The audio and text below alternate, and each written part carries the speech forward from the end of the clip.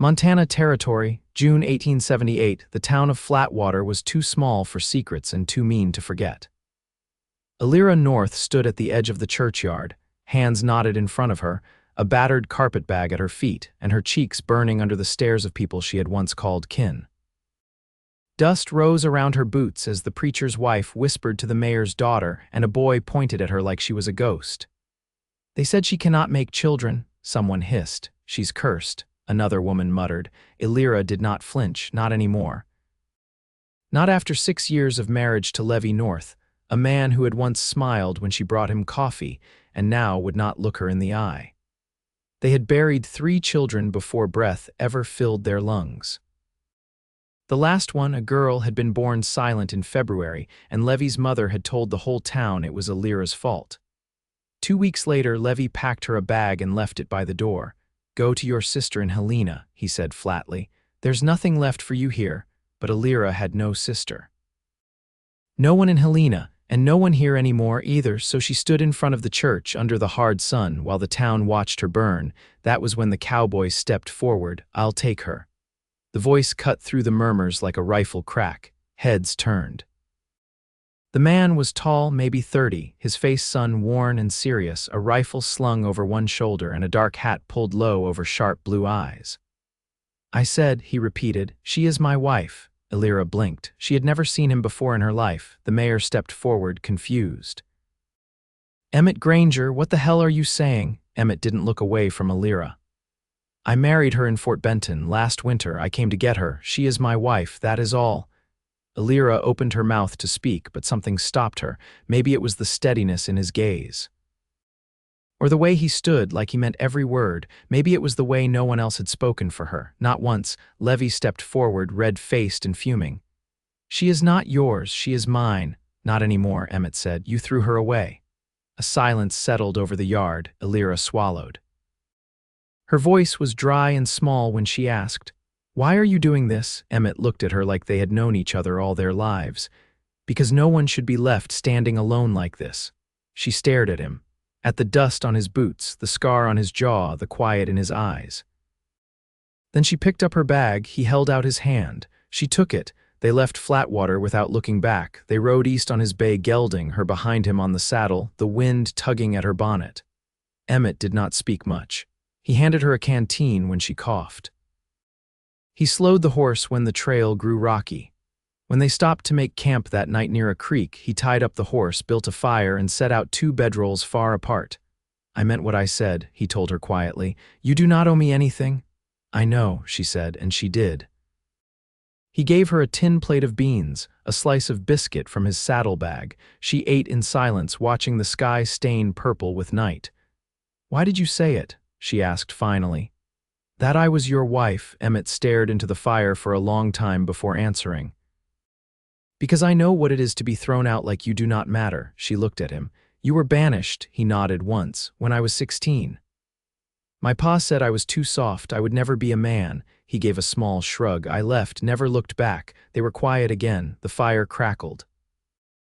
Then he said softly, "You deserve better than what they gave you." Elira felt something crack open, low in her chest. Not love, not yet, but something like warmth, like relief, like the first light after a long storm. That night she lay on her bedroll and stared at the stars. She thought of Levy's silence, of the women who turned away, of the babies she had held and buried, and she thought of Emmett's hand, warm around hers. By the 3rd day, they reached a small cabin tucked between 2 cottonwoods along the Musselshell River. "This is your home?" she asked, stepping down from the horse. He nodded. "Built it last fall, was not much, but it is mine." He showed her the inside, one room, a stone hearth, a cot, a table, and 2 chairs. He looked nervous, like he was waiting for her to turn and run. Instead, she set her bag down by the wall. "You said you married me in Fort Benton," she said, facing him. "Should we make it official?" Emmett's throat moved as he swallowed. "Only if you want to." She stepped closer. "You told them I was your wife, so be it, I will be." He blinked. "You mean that?" "Yes," she said. "I do." He looked at her like she had just handed him the sun. That night they sat by the fire, and Elira mended a tear in her only dress while Emmett whittled a piece of wood into a small horse. She watched the way his hands moved, steady and slow. He was not handsome in the way Levy had been, he was better real. Emmett, she said. He looked up. Thank you. He gave her a crooked smile. For what? For not asking what I could not give. He stood and crossed the room. Sat beside her, his voice was quiet. I do not need children to want a life with someone. She did not cry, she had done enough of that, but she set down her needle and thread and took his hand in hers, and for the first time in years she felt whole. The next morning they rode into the nearest town round Butt and stood before a traveling circuit preacher. I, Emmett Granger, take Elira North to be my wife. And I, Elira, take Emmett. Their vows were simple. Their rings were forged from old silver coins. But when Emmett kissed her, it was not with pity or duty.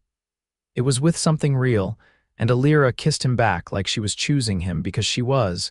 They rode home as husband and wife, and neither one of them looked back. The wind came early that morning, skimming across the river and bending the cottonwoods until their leaves whispered against each other. Emmett had gone out before sunbreak to check the eastern fence line. Elira rose alone, her feet finding the worn plank floor, the hem of her nightshift brushing her ankles. She moved through the quiet, folded a stray blanket, tidied the hearth, and started the fire back to life with practiced hands. Daylight filtered through the single window, soft and gold, and for the first time in a long while, she didn't dread its coming. She found the ledger book tucked between a stack of old newspapers and a tin box of cartridge shells. She traced the loops of Emmett's handwriting neat columns of dates, cattle accounted for, flour and salt bought from town, the names of buyers from last season's beef. When he returned, shoulders dusted with burrs and sweat darkening the collar of his shirt, she was standing near the woodpile with her sleeves rolled and a saw balanced across her lap. You don't need to do that, he said, setting his rifle against the porch. I know, she replied, not looking up. But I want to. He stood there a moment, watching her work the blade through the branch. When it split, she wiped her brow with the back of her hand and finally looked at him.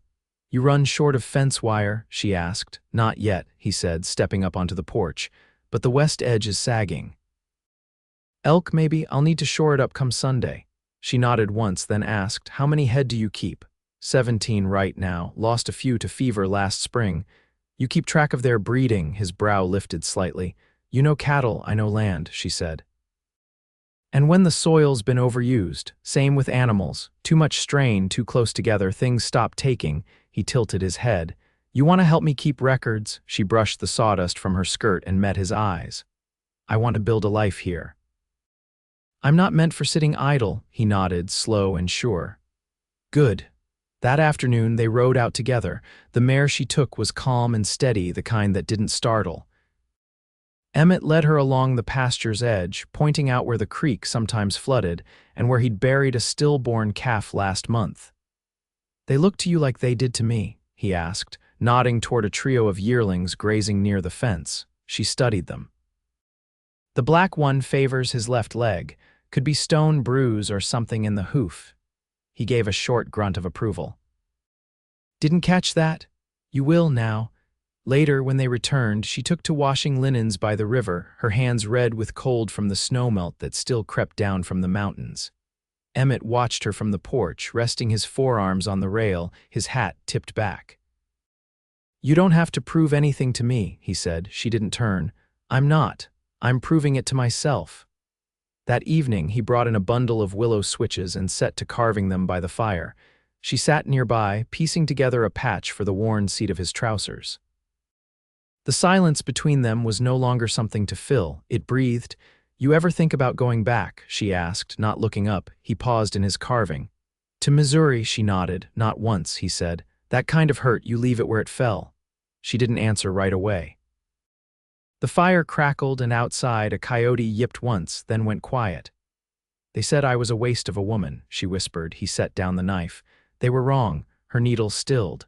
How do you know? He leaned forward, elbows on his knees. Because you see things others miss. You listen.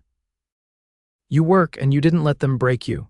She looked at him then, long and searching. You still want me here? She asked. I want you beside me, he said. Not just in this house, in all of it. When she reached for his hand, he met her halfway.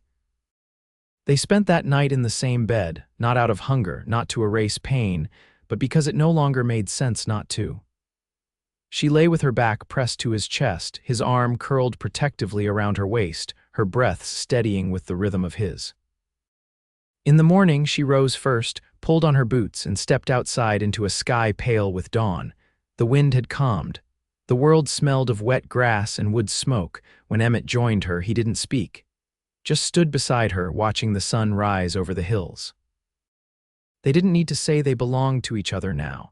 It was already understood. June gave way to July, and the days turned thick and slow, the sky wide and white with heat. The cottonwoods dropped their seeds like snow, and the river ran low and brown. Flies clustered near the barn, and the cattle drank in silence under the shade of a bluff. Elira stood in the garden behind the cabin, a hand pressed to her lower back, watching the green beans climb. She had planted them weeks ago, pressing each seed into the earth with a kind of reverence she hadn't realized she still possessed. Now they reached for the sun with quiet resolve. "I picked up a saddle strap from the wheelwright in Round Butte," Emmett said behind her, wiping his forehead with a kerchief. "He said some folks from Flatwater passed through last week, heard talk about you." She didn't turn. "Let them talk. They said Levy's taken up with the banker's daughter." Elira knelt by the squash row, tugging gently at a creeping vine that had tangled itself. "I hope she likes empty houses and quiet dinners." He stepped beside her, rested his hand on the fence rail. "You feel anything about it?" She sat back on her heels. "Nothing that matters." He watched her a moment. "You've changed." She dusted her hands on her apron and stood. "No. I've just stopped apologizing for being alive." That night, she brought a small pot of stewed onions and cornbread to the table. Emmett had found a pair of quail near the creek and roasted them with wild sage. They ate in a hush, the kind that didn't weigh heavy. "I was thinking," he said, slicing a piece of bread in half, "about putting in a smokehouse. Something small might help us through winter." She nodded. "You'll need ash wood, not pine, it taints the meat." He looked over at her. "You know that from your people." "My mother's side kept a smokehouse behind their cabin," she said. "She'd hang venison for days, wrap it in burlap, said the trick was to keep the fire low, let it whisper." He leaned back in his chair. "What else did she teach you?" Elira hesitated. "She died when I was 12. After that, it was mostly my father, but he wasn't much for passing things down. You ever miss him?" "Sometimes," she said, "but not enough to forget how loud the house got when he drank." Emmett didn't press. He picked up her hand instead, ran his thumb along the inside of her wrist, light as breath. "You ain't got to talk about anything you don't want to." "I know," she said, and she meant it. The warmth of his hand lingered after they cleared the table. In August, a letter arrived on yellowed paper, carried by a boy too young for the job and paid in bread. Elira opened it at the table, her fingers steady even when her name looked wrong in the sender's hand. "From Flatwater," she said, eyes scanning the page. "It's from Beatrice Rulifson. She says Levy's filed to annul the marriage, said it was never right in the eyes of God." Emmett watched her closely. "What do you want to do about it?" She folded the paper once, twice, then set it in the stove and lit it with a match. "Nothing. It's already done." Later, she went out to the clothesline and stood with her arms crossed, watching the shirts sway.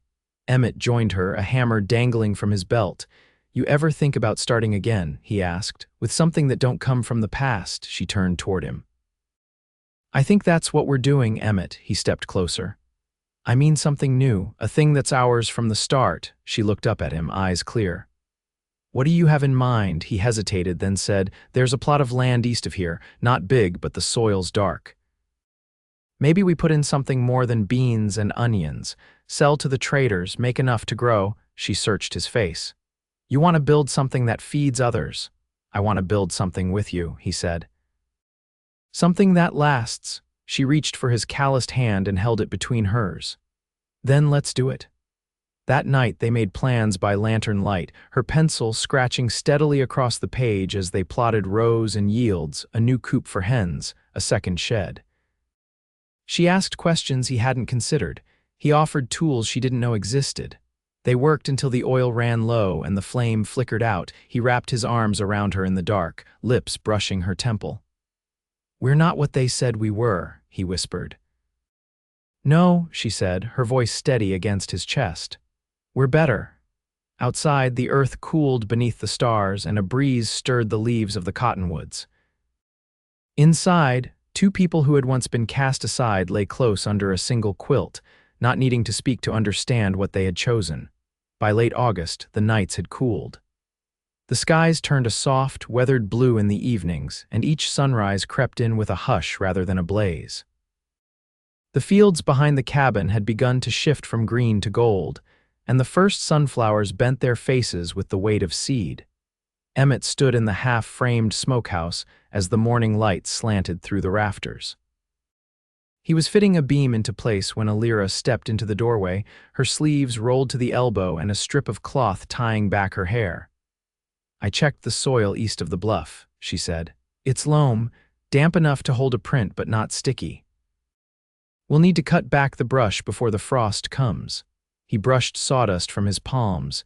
"You think we can get it cleared by September, if we don't waste the daylight," she said, then added, "I already marked the stakes." He gave her a look that lingered longer than it once would have. "You're always 2 steps ahead." She leaned a shoulder against the frame. "I had to be for a long time."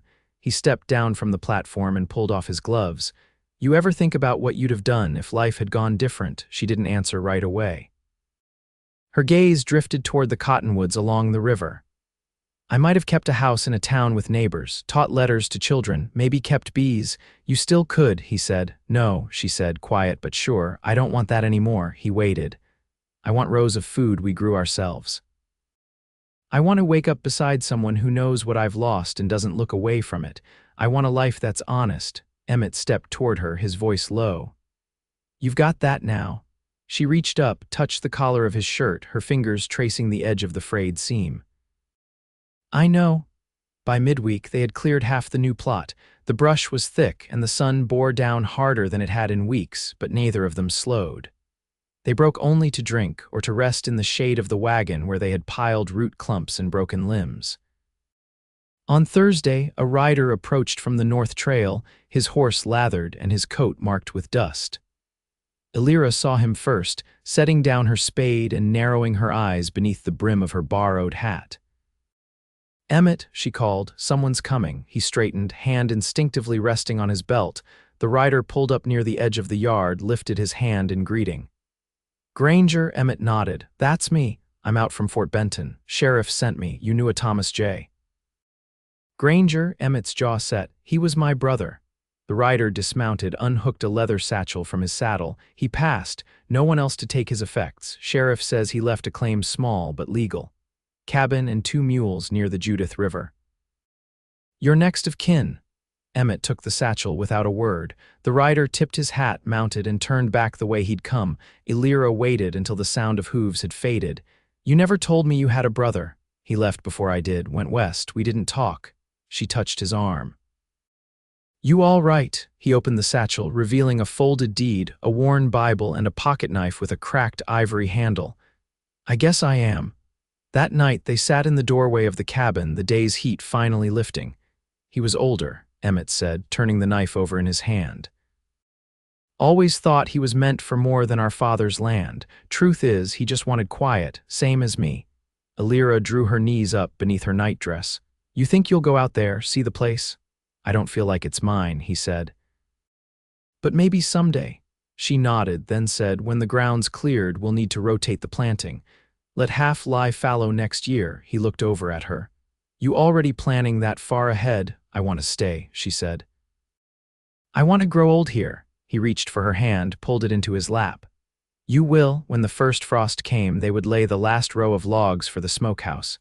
In spring, the soil would be turned and seeds planted. Some would take, some wouldn't, but every inch of it would be theirs. And neither of them would ever be cast aside again. The first frost came in early October, crisping the edges of the cottonwood leaves and turning the grass brittle underfoot. Elira rose before light that morning, water already heating over the fire and a woven shawl wrapped tight around her shoulders.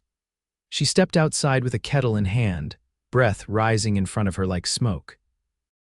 Across the yard, Emmett was coming in from the barn, a pale streak of hay clinging to his shirt sleeve. "There's ice on the trough," he said as he stepped up onto the porch. "Had to break it with the back of the shovel." She poured the hot water into a basin. "The hens will need grain early. They won't scratch much in this cold." He leaned against the rail, still catching his breath. "I'll see to it after breakfast." She wiped her hands on her apron. "You ever wintered through alone before?" He rubbed the side of his neck, nodding. "2 years back, snow came in heavy by November." "Might again." She looked out toward the pasture where the wind had pushed the frost into long white ribbons. "We'll need to double the firewood stack and get the last of the apples down." He smiled, faint and tired. "You always thinking 3 steps ahead." She turned to him. "I'm thinking about keeping us warm." They gathered the rest of the apples that afternoon, working quietly beneath the gnarled tree near the creek. The fruit was small this year, but thick-skinned and sweet. Emmett steadied the ladder while Elira handed him a half-full basket, her fingers red from the cold. He looked up at her. "I was thinking about your mother. You said she used to hang venison in a smokehouse." Elira didn't speak for a moment. Her hand tightened around the handle. "She sang while she worked, songs in Low German she learned from her father. I didn't understand the words, but I remember the sound." "Will you sing them?" She met his eyes. "Maybe when it's just us." That night she did. Her voice was soft, almost uncertain, but steady. Emmett sat beside the fire, hands folded in his lap, listening as the unfamiliar syllables filled the room like something sacred. When she finished, he reached for her and kissed her palm. "Thank you," he said. By late October, the smokehouse was full strips of venison, quail and rabbit hung in neat rows. The ash wood fire kept low and constant. Elira kept a careful ledger of what they stored and what they'd need. Emmett, watching her from the table one evening, tapped the back of his spoon against the rim of his cup. "You ever think about teaching again?" he asked. She looked up. "Teaching what? What you know, about soil, weather, storing food." "You've got enough sense to fill a book." She gave a quiet laugh. "Who'd want to learn from me, a woman who couldn't keep a marriage or a child?" He reached across the table, catching her wrist with his fingers. "You kept every seed in our ground alive. You made a home out of nothing." "That's more than most." She held his gaze. "You really see me like that? All I've ever seen is the truth of you." Snow came early in November, blanketing the fields in silence. The cabin grew quieter, the days shorter. They moved around each other easily, sharing space the way some people shared breath. Elira stitched a new collar for Emmett's coat while he fashioned a wooden box for kindling. One evening, as they shelled dried beans into a bowl, Emmett set his down and reached into the cabinet beside the hearth. He brought out a small, folded cloth and laid it on the table. "I found this when I went through Thomas's things," he said. "Didn't show you before." She opened it carefully. Inside was a narrow silver ring, worn but clean. She looked up at him. "It's our mother's," he said. He must have taken it when she passed, figured maybe it belonged where it'd be used again. Elira looked down at the ring, then at him. "You sure?" "I want you to have it." She said nothing, slipping it onto her finger slowly. It fit without need of adjustment. Later, when the fire had burned low and the snow whispered against the windows, she leaned her head against his shoulder and said, "I never thought I'd have peace again." He pressed a kiss to her hair. "You've got more than peace." They were married again the next week, quiet and alone in their cabin, standing before the hearth with only the fire as witness. No preacher, no paper, just a promise spoken into the still air between them. "I will never leave you," he said.